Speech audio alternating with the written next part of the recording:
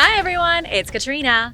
Did ancient cultures possess knowledge and technology that has since been lost? That's the million-dollar question. From the secrets of levitation to advanced medical techniques, let's see if humanity was more advanced in prehistoric times than we thought. The Missing Capstone.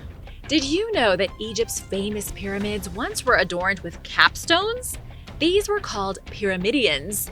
They were pointed stones that were made of polished granite or another special stone that were sometimes covered in gold or electrum, which is a gold and silver alloy. They were believed to be a connection point between the earthly realm and the heavens. But here's the big mystery. Almost all of these caps have vanished, so where did they go? They were probably very tempting for grave robbers, but they were big and heavy and not so easy to move. Plus, you had to get all the way to the top of the pyramid. Pyramidions are sort of a holy grail for Egyptologists and archaeologists. They were built to represent the primordial pyramid, an ancient symbol of creation. The ancient Egyptians believed this original pyramid rose from the cosmic waters of Noon, the god of infinity, bringing life to the universe. So it's no wonder they put so much care into crafting them. During Egypt's Old Kingdom, around 2600 to 2100 BC, pyramidions were carved from fine stones like granite, diorite, or limestone, and then plated with gold. By the Middle Kingdom, they were also engraved with hieroglyphics, and some even included magical symbols. The pyramidion from Pharaoh Amenemhat III's Black Pyramid at Dashur is one of the most beautiful examples. It features intricate hieroglyphics and a winged sun, symbolizing Ra, the sun god. To this day, archaeologists have found only a few pyramidions near the monuments they once crowned. One of the oldest was discovered in 1982 at the Red Pyramid of Sneferu in Dashur. It was made of just plain white limestone without any engravings. Then, in 1991, another was found near the Great Pyramid of Cheops. The big question is, where is the missing capstone of the Great Pyramid of Giza? When they were first built, the pyramids were covered in a layer of shiny white limestone. They would have gleamed in the sun, and at the top, capstones covered in electrum that would have looked like pointy jewels. The capstone from the Great Pyramid was probably taken and repurposed for someone else's pyramid, or used for another building. Now, things get a little strange when we look at an ancient relief from Pharaoh Djedkara Isesi's complex that shows him following a pyramidion, as if it floated to guide him. The sacred stone was floating or levitating, emphasizing its connections between the earth and the heavens. Historians like Abu Hassan Ali al-Masudi even wrote that ancient Egyptians may have had secret techniques for making stones float. But how? Does this suggest they had some advanced hidden technology or maybe even mystical powers? What do you think? Let me know in the comments. The megalithic stone walls of Sakaiman. There is an ancient stone wall in Peru that hides a secret. The wall surrounds the fortress of Sakaiman, a mysterious site near Cusco. Now, this place isn't just any Inca ruin, it is an engineering marvel that challenges our understanding of ancient civilizations. Built by an unknown culture long before the Inca, the fortress and wall remain shrouded in mystery. How was this structure created? And who were the brilliant minds behind it? Sakaiman's construction is absolutely incredible. It was built with stones as tall as a person that weighed up to 100 tons each. And each stone was cut into strange shapes that were fitted together so tightly that not even a blade of grass can slip between them. No mortar or grout needed here. Legend has it that the site was meant to impress travelers, convincing them of the builder's unmatched skill. Some experts even say that it was built with materials that were softened by a mysterious plant that, when mixed with spit, could melt rock. Supposedly, famous British explorer Colonel Percy Fawcett heard of this rock-melting plant from indigenous tribes in the Amazon. He claimed he'd seen birds using the plant to build nests in rock walls, but before he could confirm his story, he vanished in the jungle. He went looking for the legendary lost city of Z and never returned. The Inca, who arrived long after Sakaiman was built, believed the site was sacred. They reshaped the city of Cusco into the form of a puma, a divine animal symbolizing the physical world, with Sakaiman as the puma's head. The fortress itself has 3 layers of walls, which the Inca said represented the upper world, the middle world, and the underworld. The zigzagging stone design was inspired by lightning, a powerful deity for the Andean people. But the legends don't end there. Sakaiman translates to falcon's head. Some myths say a divine falcon carried a powerful substance in its beak that allowed builders to mold the stone with ease.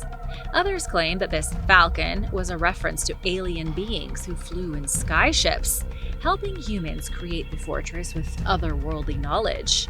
Naturally, ancient alien theorists jumped on this story. They say that the falcon myth sounds suspiciously like something from beyond Earth. Sakaiman is more than just a marvel of stonework. It's a spiritual site engraved with symbolic carvings and hidden meanings. There are also many large stone monoliths under the archaeological site that are connected to caves and grottos. They were built under the foundation of the more recent ancient sites by mysterious people who are long gone. Many of the structures look natural, but then you can see the precise cut niches and chairs. According to some, the fortress wasn't just defensive, it was a training ground for Inca priests. Here they learned hidden knowledge of the universe, knowledge so profound that it's said to be esoteric wisdom, which is often ignored or misunderstood by modern religions. The fortress of Sakaiman contains images of snakes representing wisdom and carvings with 7 levels, symbolizing a path to enlightenment. This was a belief found in cultures far beyond the Andes. If these ancient walls could talk, what secrets do you think they would share? Let me know your thoughts in the comments. The old masters of the land. What if prehistoric humans weren't all just club-wielding cavemen in loincloths? Sure, that's what mainstream history often tells us. However, there is plenty of evidence hinting that ancient humans might have been more sophisticated than we think. Could it be that these primitive people were actually advanced explorers, skilled traders, and perhaps even astronomers and artists? One of the biggest misconceptions about prehistoric times is that early humans were clueless about the world around them. The prevailing historical understanding is that these early people spent thousands of years hunting, gathering, and just trying to survive until they stumbled into the Neolithic Revolution about 12,000 years ago. But if all they did was hunt and gather, then how did humans manage to settle places like Australia about 65,000 years ago? Long before there were compasses or GPS, humans crossed vast oceans to reach new lands like Australia and the islands of Micronesia. This kind of voyage was no small feat, especially when you consider that Australia sits hundreds of miles away from Southeast Asia. Early humans must have known a thing or two about building boats, navigating open water, and braving the sea. They weren't just wanderers, they were explorers. The advancements of prehistoric humans didn't stop at ocean exploration. They were also seasoned traders, creating routes that spread valuable goods across great distances. Long before the Silk Road, there were prehistoric trade routes, just like the Jade Road in China, that allowed for the exchange of precious items. Archaeologists have found luxury items in burial sites throughout Europe, objects that came from far-flung regions. This suggests that ancient humans didn't just keep to their own small tribes, they connected with others, bartering items like jade, obsidian, and shells. It's clear these early societies knew how to communicate, negotiate, and create connections with each other, skills we think of as modern. Ancient humans also took their fascination with the sky very seriously. They didn't have telescopes or devices to help them understand the stars, but they did have their minds and observational skills. Take Stonehenge, for example, with its carefully aligned stones marking the solstices, or Nabta Playa in Egypt, an ancient stone circle that predates Stonehenge by 1,000 years. These sites show that ancient humans knew how to track celestial events with impressive accuracy, suggesting that they had a sophisticated understanding of both astronomy and mathematics. They didn't just look up and marvel at the stars, they recognized patterns and recorded them. This means they valued timekeeping and likely used the stars to plan events. They might have even used them to predict seasons and weather patterns. Now let's talk math. You might think that mathematics began with the Greeks or the Egyptians, but some of the earliest examples of math go back much further. The Ishango bone was discovered near the Congo-Uganda border. It's about 20,000 years old and etched with markings that many believe represent simple arithmetic or prime numbers. Similarly, the 40,000-year-old Lebombo bone has 29 notches and might have helped women track their menstrual cycles using a primitive calendar based on lunar phases. These discoveries show that ancient humans were already thinking abstractly and using math to understand and manage their lives. They weren't crunching calculus problems, but they certainly weren't clueless about numbers. If there's one thing that truly challenges the stereotype of primitive humans, it's their art. The Chauvet Cave in France is a masterpiece of ancient art dating back about 35,000 years. Inside, the walls are covered with realistic paintings of rhinos, lions, and bison, all drawn with precision and understanding of perspective that is remarkable for its time. And then there's the Lion Man, a small figurine found in Germany that's around 41,000 years old.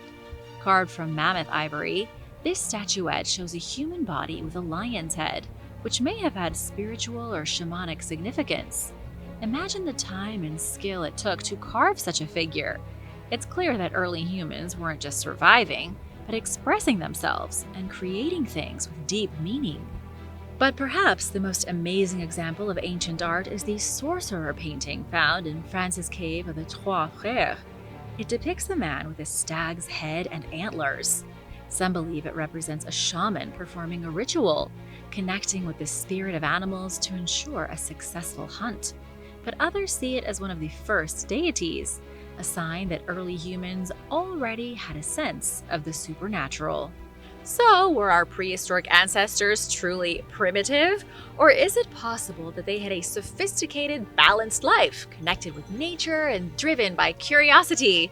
Maybe it's time to rethink what advanced really means. Do you agree? And now for a quick break, because it's shout-out time! I want to give a big thank you to Darkness and Alex Hussey for supporting this channel. Thanks so much for watching and spending time with us. Be sure to subscribe if you haven't already to join the Origins Explained family, because why not? Astronomical knowledge of the Doon Tribe. How could an isolated tribe without telescopes or modern science know intricate details about the Sirius star system? Knowledge our best astronomers only discovered relatively recently. The ancient Doon tribe of Mali has gained widespread attention for this mind-boggling mystery. The Doon tribe's advanced knowledge of astronomy has baffled scientists for decades.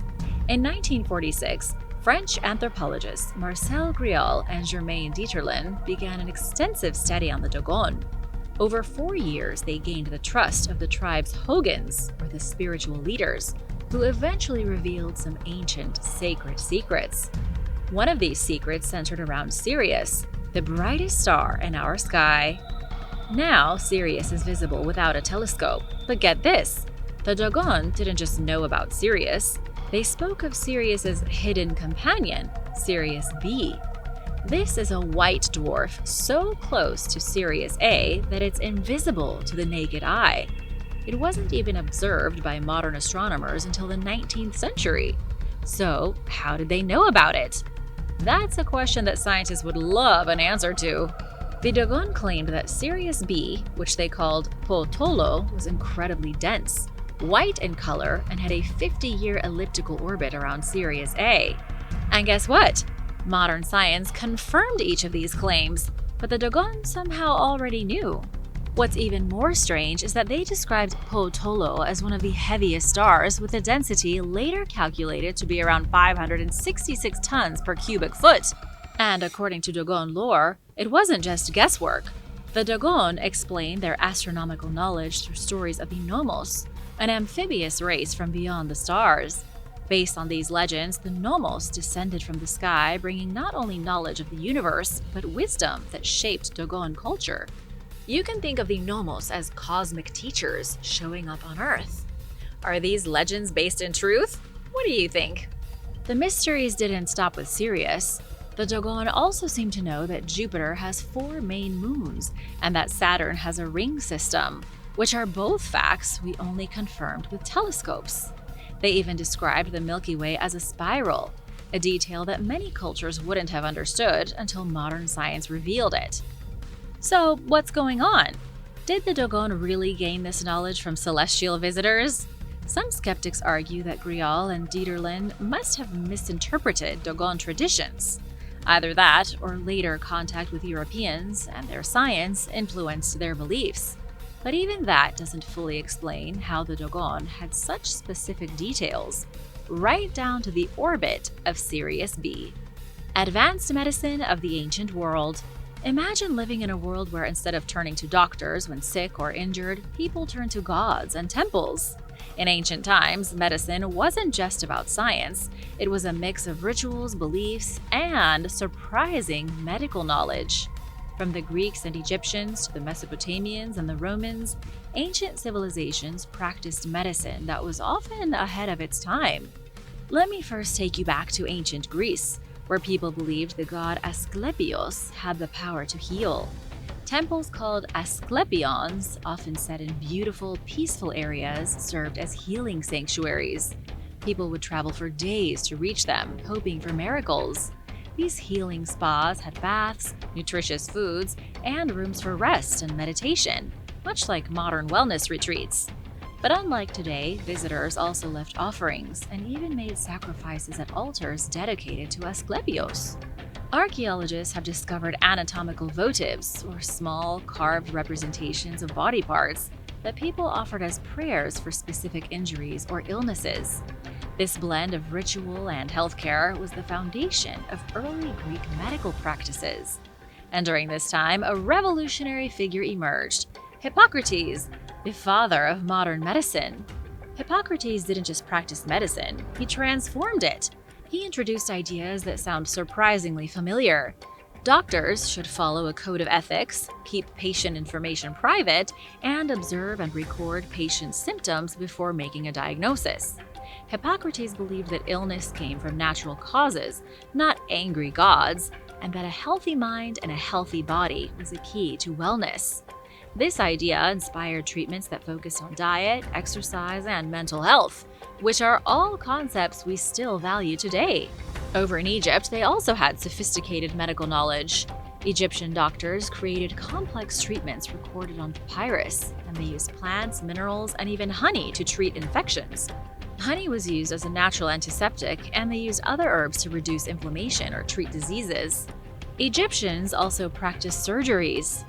Archaeologists have found evidence of amputations and even brain surgeries. They also crafted prosthetics like wooden toes for patients who had lost a limb. Some of their tools look strikingly similar to modern instruments: scalpels, pliers, and even clamps to control blood flow. The ancient Egyptians had impressive knowledge of the human body, and they used linen to suture wounds and set broken bones. They were the first to describe diseases like diabetes and cancer, centuries before modern medicine developed similar terms. The Romans were no less advanced. Galen, one of their most famous physicians, studied in Pergamon and became a skilled surgeon. He developed techniques for cataract surgery and advised on hygiene, insisting on clean operating areas, which helped reduce infections. And what about ancient Mesopotamia? There, medicine was a two-person job, with a doctor and an exorcist working together.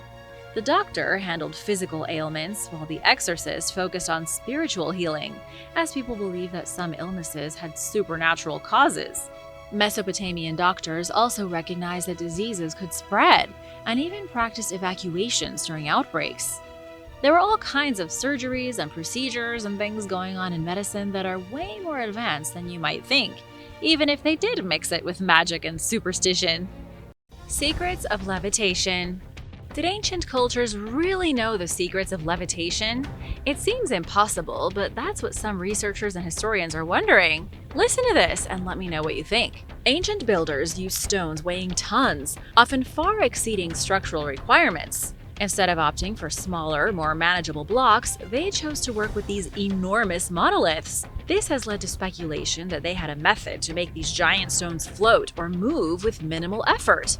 Otherwise, why are they using such big stones in the first place? One of the oldest stories suggesting levitation comes from a 10th century historian, Abul Hassan Ali al-Masudi. While studying the pyramids of Egypt, al-Masudi described a mysterious process. Ancient Egyptians placed a magic paper under each stone and then struck it with a rod. This somehow made the stone levitate, allowing it to glide along a path marked by metal poles. Imagine tapping a rock with a magic wand and it floats like a balloon down a specific path. Poof! Wouldn't that be incredible? We would have no need for heavy machines ever again. The story feels like something out of a fantasy or a sci-fi novel, but it makes you wonder if there was an ancient technology or technique lost over time. Beyond Egypt, legends of sonic levitation, where sound is used to lift heavy objects, came from various cultures. Many ancient sites, such as Baalbek's Temple of Jupiter and Micronesia's Nan Madol, boast colossal stones that defy modern engineering. The Baalbek Temple, for instance, has stone blocks weighing up to 1,000 tons, positioned with such precision that a needle wouldn't fit between them. How did ancient builders manage that? Some say they must have known tricks we don't understand today. But it's not all ancient history. One modern mystery also hints at lost knowledge. In the 1920s, Edward Leedskalnin, a Latvian immigrant in Florida, single-handedly built Coral Castle. This is a strange, beautiful structure of massive coral stones. No one ever saw Leedskalnin at work, but he somehow lifted, moved, and shaped stones weighing up to 35 tons. He created an obelisk, tall walls, and a 9-ton gate that swings with a light push. Some teenagers even claimed they saw him float coral blocks into place. And Leedskalnin himself cryptically said that he had discovered the secrets of the pyramids. So, did these ancient cultures and possibly Leedskalnin unlock a way to defy gravity? Did they know how to use sound, magnetism, or something else to lift heavy stones? These secrets, if they existed, seem lost today. If Leedskalnin unlocked them, he took his knowledge to the grave. The domestic dinosaur of Taprom Temple. What if humans had shared the earth with dinosaurs? Could we have domesticated them? That's what people who visit Taprom Temple ask themselves. Why? Because there is a strange carving on the temple walls that seems to depict a Stegosaurus. You know, the dinosaur with the spiky backplates and tail spikes that supposedly went extinct millions of years before humans even existed? Taprom stands in the heart of Cambodia's jungle as an ancient relic of the Khmer Empire. It was built in the 12th century by the powerful king Jayavarman VII. The temple has been reclaimed by nature over the centuries, its stones interwoven with massive tree roots. It's a site that is so unique it attracts visitors from all over the world. But lately, people aren't coming for the trees. They are here to see the mysterious carving of the Stegosaurus. Could this be proof that dinosaurs and humans coexisted? Let's take a closer look. The carving certainly resembles a creature with plates on its back, just like a Stegosaurus. This has led to wild theories, particularly among people who believe that humans lived side by side with dinosaurs. Some even think that the carving might depict a domesticated Stegosaurus. But others have pointed out that the plates could just be decorative patterns, which were common in Khmer art. And without those plates, the creature looks a lot more like a rhino or a boar than a dinosaur. Another curious detail is that the creature's head isn't quite right for a Stegosaurus. It seems to have features like ears or horns, which the real dinosaur didn't have. If the artist had seen a real Stegosaurus, why wouldn't they include its famous tail spikes?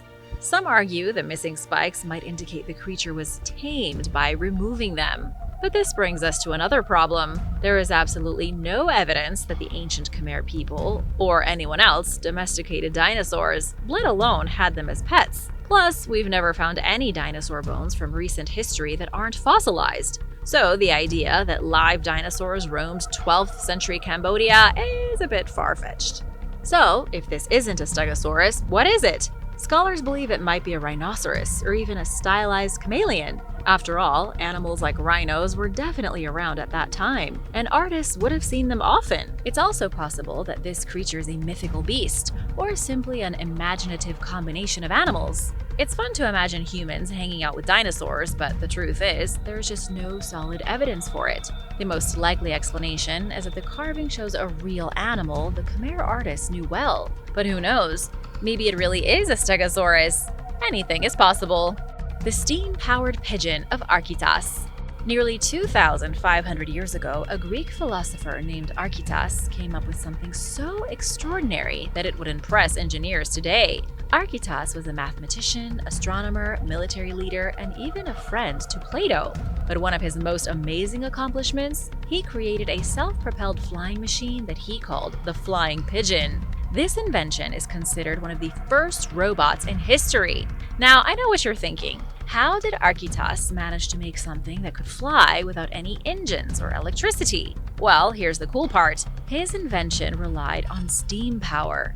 He designed this pigeon out of wood, shaping it with wings and a pointed front like a bird's beak to help it cut through the air. And inside, he built a hollow space for a tiny steam engine. This little steam-powered bird could supposedly soar for hundreds of meters. Archytas' flying pigeon might have looked strange to us, but back then, it must have felt like pure magic, or maybe even a bit like witchcraft. But what made him want to create a flying bird in the first place? Archytas was a devoted mathematician and believed that everything in the universe could be explained by math, even flight. He was so passionate about understanding the world through numbers that he taught math to some of ancient Greece's most famous minds. This steam-powered pigeon was his way of exploring the science of flight and understanding how birds managed to stay in the sky. You could say it was the ancient world's first serious research into aerodynamics. Archytas' flying pigeon is just one example of his inventive genius. Back in his hometown of Tarentum, he was a celebrated leader, serving as commander-in-chief for 7 years, something unheard of at the time. His reputation as a brilliant strategist helped him unite local Greek cities to stand against external threats. He also held tight to his Pythagorean beliefs, which meant that he saw math as the ultimate truth, even dividing it into branches like geometry, music, and astronomy. But despite his impressive career, Archytas' life ended in tragedy. He reportedly died in a shipwreck in 347 BC. Legend said his body went unburied until a kind sailor covered him with sand so he wouldn't be doomed to wander the afterlife for 100 years. Even in death, Archytas left a legacy that has lasted thousands of years. His inventions, particularly his famous flying pigeon, paved the way for future engineers and thinkers to dream of flight. There is even a crater on the moon named after him. His flying pigeon may have been one small steam-powered leap, but it opened up a whole new world of possibilities for understanding motion and mechanics. Before the flood. Let's get biblical for a moment. Allow me to transport you back to the world before Noah's famous ark and the massive flood. A place where humanity was closer to its origin, with Adam and Eve as the first family. This was a time described in the Bible as the antediluvian period, meaning before the flood. According to the book of Genesis, this ancient era spanned from creation to the flood, which was about 1,656 years. But how did people live? And were they more advanced than we might expect? Adam and Eve, the first humans, were said to live in Eden, a paradise surrounded by 4 rivers. After they were banished from Eden for eating forbidden fruit, life became a lot tougher for them. They had to farm the land and raise animals for survival, marking the beginning of human labor and agriculture. Their children followed suit, working the earth and herding animals. They were essentially the world's first farmers and shepherds. Among their sons were Cain, who worked the ground, and Abel, a keeper of sheep. When Cain's jealousy led him to murder Abel, the darker side of humanity began to emerge. From a biblical perspective, humanity's history from this point becomes a story of rapid growth, long lives, and sprawling families. Adam lived for 930 years and had many children, giving him and Eve a massive family tree. As the generations went on, people like Seth, another son of Adam, and his descendants lived for centuries and populated the land. They built settlements and continued to pass down knowledge. Some estimates suggest that with such long lives and large families, the population before the flood could have been in the millions, or even billions. Now here's where things get really interesting. This ancient civilization wasn't as primitive as we might think. According to Genesis, people developed impressive skills. A man named Jabal started the tradition of living in tents and herding cattle. His brother Jubal invented musical instruments like the lyre and pipe, bringing music into their culture. And then there was Tubal-Cain, who forged tools from bronze and iron. He sparked early metalworking that let people create more complex tools and even weapons. It makes you wonder what other kinds of knowledge and skills they might have possessed. One of the biggest advantages these early people may have had was that everyone spoke a single language. Without language barriers, sharing ideas and working together would have been a breeze. Just think how much faster we might progress today if everyone spoke and thought in the same language. It's no wonder they could build communities, invent new tools, and pass knowledge down through generations. But this world was not just a peaceful paradise. As people grew in numbers, so did their wickedness. Violence and moral corruption spread, leading to the grim decision in the story for a flood to reset the world. The antediluvian period, therefore, represents a fascinating time when humanity might have been far more advanced than we give them credit for. They were skilled in farming, construction, and metallurgy, but ultimately they faced the consequences of their choices. Thanks for watching! Be sure to stay tuned for extra content you might have missed. Australopithecus. Before there were humans, there was Australopithecus. The Australopithecus is actually supposed to be the ancestor of the Homo lineage, which includes all the extinct human species of the past several million years. Australopithecus had human-like features which made it close to the Homo species, and yet it's never actually been proven that Homo sapiens ever evolved from Australopithecus, making this a huge mystery. Australopithecus is currently the oldest human-shaped creature that we know about. The oldest fossil ever is a canine tooth which belonged to the species Australopithecus afarensis, which was 3.5 million years old. That was about 1.4 million years before the first Homo species, the Homo habilis, which I'll tell you about in a minute. But what separates the Australopithecus from the Homo species? That's actually a point of contention for scientists. Typically, Homo species are defined by their use of stone tools at the beginning of the Lower Paleolithic era. However, in 2010, evidence was discovered of an Australopithecus afarensis using stone tools 3.3 million years ago. But the biggest difference is all about brain size. The original Australopithecus gari had roughly 28 cubic inches of endocranial volume. That's a fancy way of saying brain size. The Homo habilis had 46 cubic inches of endocranial volume. The brain almost doubled. And by the time the Neanderthals came around, the endocranial volume or brain size had increased to 107 cubic inches. That's almost 4 times bigger. Still, what caused the brain to grow so dramatically continues to be a mystery to this very day. In fact, some fringe theories believe the Australopithecus discovered magic mushrooms in the wilds of Africa and started eating them. The hallucinogenic fungus helped start a process that massively increased intelligence and brain size. However, it's just a theory and hasn't been proven. Homo habilis. Homo habilis, or handyman for short, came into existence roughly 2.31 million years ago. It was one of the longest surviving human ancestors, as it continued to wander across the lands of East and South Africa up until 1.65 million years ago. The species was first described in 1964, and by the 1980s was recognized as the original human ancestor. This was the first species of the Homo genus that came after the Australopithecus, the first hominin with a large brain that was capable of using stone tools. What's quite fascinating is that based on multiple specimens that have been discovered in Africa, the Homo habilis had a very similar body to the most recent Australopithecus. It may have had a bigger brain, but it had the same general skeleton. It was small in stature and males were bigger than females. Males were about 3 feet 11 inches and the females were around 3 feet 3 inches. Another major difference between the first species of Homo and the last species of Australopithecus was meat eating. Scientists believe that Homo habilis consumed larger quantities of meat than its previous ancestors. The Homo habilis lived in extremely primitive societies that scientists believe were similar to chimpanzee or baboon societies. There would have been between 70 and 85 members of the troop, and this would have helped defend against predators like big cats and crocodiles. Homo erectus. Beyond the Homo habilis is the Homo erectus, the second oldest of our species. Homo erectus is also called the upright man, and for good reason. This was the very first human ancestor with proportions similar to what we have today. Rather than hobbling around like chimpanzees, the Homo erectus walked very similar to the way we walk today, upright. Their legs were long, they had shorter arms than they used to, and they were more adapted to living life on the ground.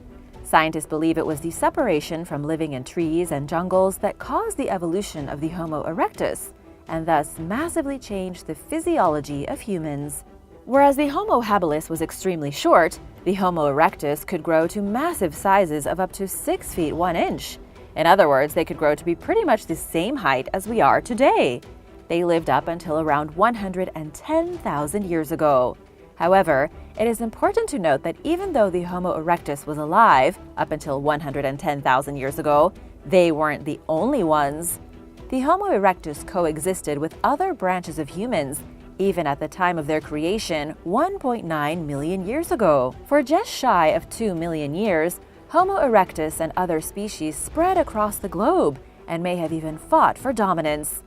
That said, by the end of their time range, when they went extinct, there were likely only 3 main competitors left: Homo sapiens, Neanderthals, and Homo floresiensis.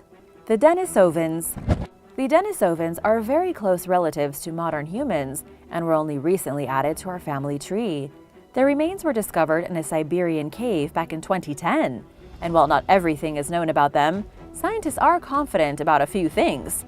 First, they appear to have been a very distinct breed of ancient people who lived in Siberia during the Ice Age. And second, they were probably related to both Neanderthals and Homo sapiens. In fact, some researchers suggest, based on DNA samples, that the Denisovans were a hybrid of modern people and Neanderthals. Here's where the Denisovans most likely came from. Sometime around 300,000 to 400,000 years ago, a group of Homo Heidelbergensis left Africa. These extremely primitive people wandered into Eurasia, and then the group split in half. One part of the group migrated into Europe and evolved to become Neanderthals. The other group migrated into Asia and became the Denisovans. And that really sums up human evolution in a nutshell. One person goes left, the other person goes right, and tens of thousands of years later, they are a totally different species. Even more interesting is that the group that didn't even leave Africa and stayed put were the ones who evolved into Homo sapiens. What do you think so far about the evolution process? Let me know in the comments below, and be sure to subscribe if you haven't already. Homo Heidelbergensis. Homo Heidelbergensis appeared about 700,000 years ago and went extinct 200,000 years ago. The very first specimen of this creature was discovered in Germany in 1908.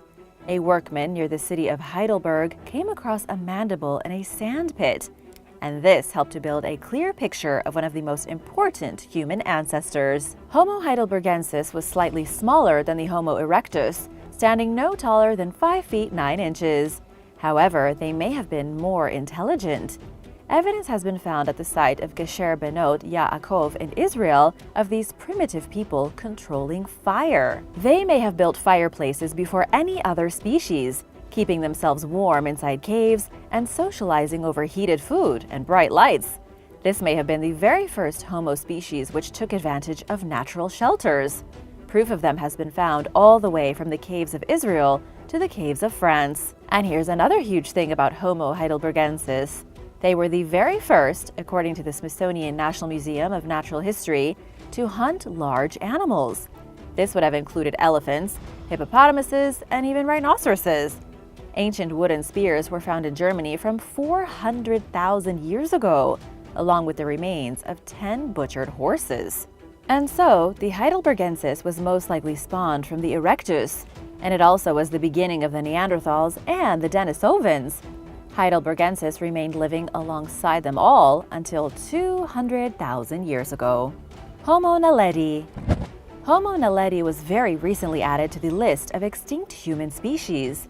Evidence of the animal was discovered while researchers were digging through the Rising Star cave system in South Africa. They discovered lots of hominin remains, and the cave actually turned out to be the richest fossil site of its kind in Africa, according to National Geographic. The excavations revealed a mysterious species with a bizarre jumble of traits. It had a tiny brain, shoulders, and a torso just like an ape, and yet it had human features as well. More recent studies from 2015 say Homo naledi lived as far back as 335,000 years ago.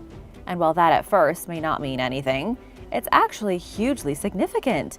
It means that at the same time as our very own species was evolving from our ancestors with large brains, there was a smaller lineage emerging with tiny brains. This small-brained ape-human hybrid likely got its DNA from a different animal millions of years ago, and it may have lived all the way into the Stone Age. However, that last part has not been fully proven. Homo floresiensis. Homo floresiensis is beyond any shadow of a doubt the most fascinating ancient hominin. This species has been nicknamed the Hobbit, and they lived in Indonesia up until about 17,000 years ago. The first fossils were discovered in the Liangbua cave on the island of Flores back in 2003. The initial specimen was called LB1 and included a complete female skull and an almost complete skeleton, including pieces from the hands and feet, pelvis, and limbs. This is huge in the world of paleontology, when normally only a handful of teeth or a jawbone are discovered. But what was really fascinating and what really floored researchers and took their breath away was just how short the woman was. She died sometime around the age of 30, yet only grew to be 3.5 feet tall. And as more and more fossils were unearthed, it became obvious that Homo floresiensis was a completely separate species of hominin that were the size of hobbits. They lived at the exact same time as us, so in the grand scheme of Earth's timeline, it was basically yesterday. And yet they were smaller, more squat versions of us. And as far as anyone can tell, they only lived in Indonesia. All these years later, scientists are still struggling to figure out where Homo floresiensis fits on the family tree, and how in the world such a branch of humanity existed until so recently. Scientists are also trying to figure out how they went extinct, seeing as they probably wouldn't have been under threat so secluded in the jungle. Any theories? Let me know in the comments below. The Neanderthal.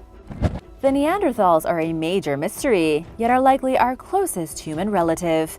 They arrived on the scene 400,000 years ago and didn't go extinct until 40,000 years before today. They also looked a lot more like us than most of our other extinct ancestors. Whereas groups like Homo habilis were covered in fur and hair and grew to be quite tall, Neanderthals were shorter and a lot less hairy. Males on average were only 5'5", with women slightly shorter at 5'1". What really set the Neanderthal apart from all the other ancient humans was that they had gigantic brains. In fact, they had brains just as large as ours, maybe even bigger, which means they may have been smarter than us. Not only were they smarter than us, but they were a lot stronger. They were shorter, stockier, better adapted to living in brutal conditions, and still retained much of their primitive ape strength. Thanks to their big brains, the Neanderthals were able to use all kinds of sophisticated tools. They built shelters, made clothing to wear, and ate a diverse diet of plants and animals. They even sometimes made decorations and sentimental objects, showing the first real progression from animal instinct to human curiosity. And finally, there has been evidence that they marked their graves with flowers, something no other early human species has ever been caught doing. The Great Extinction and the Rise of Homo sapiens. 300,000 years ago, there were at least 9 human species wandering around the planet. Now, there is only one. We had the Denisovans and erectus in Asia and the Homo rhodesiensis in Central Africa. There were other species with small brains like the Homo luzonensis in the Philippines, and even the mysterious red deer cave people in China. Considering many of these species have just been discovered in the last decade or two, there will very likely be more species found soon. But here's what's a little disturbing. By 10,000 years ago, every other species except for us was gone. Scientists say the disappearance of all the other hominins looks like a mass extinction event, but not from a catastrophe like an asteroid or a volcanic eruption. Instead, scientists believe every other human relative went extinct because of the rise of Homo sapiens about 260,000 years ago. We came up from southern Africa, spread into the north, and very likely triggered massive bloodshed and loss of life. We competed for land, and we won. Scientists don't know exactly how it all happened, but are fairly sure we had something to do with it. In fact, we are probably directly responsible for the death of the Neanderthals 40,000 years ago, the very people who may have actually been our superiors. They had been living in Europe, and when we spread out of Africa and entered Europe, It brought us into direct confrontation. Whatever happened, the Neanderthals weren't in Europe much longer, and humans spread out across the world like wildfire. Homo Longi. In Harbin City, China, back in 1933, a mysterious skull was discovered. This skull was perfectly preserved. It had square eye sockets, huge teeth, and evidence of a thick brow. The skull was way bigger than that of the Homo sapiens, and it seemed to belong to a mysterious, unknown species of human. Nobody knew what it meant, and the skull was stashed in a drawer and everyone forgot about it. Until just now.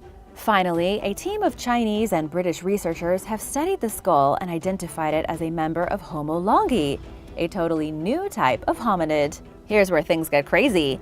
The fossil itself is about 146,000 years old, making the Homo Longi one of the last men standing in the great race to become the dominant hominin. However, scientists are still trying to determine its relationship with other species and its place in human evolution. Surviving DNA on the skull suggests we may actually be more closely related to the Homo Longi than the Neanderthals, which would turn everything we know on its head. Thanks for watching! How do you feel knowing Homo sapiens may have been directly responsible for the extinction of 9 other species of human? Let me know your thoughts in the comments, and be sure to subscribe, and I'll see you next time. Bye!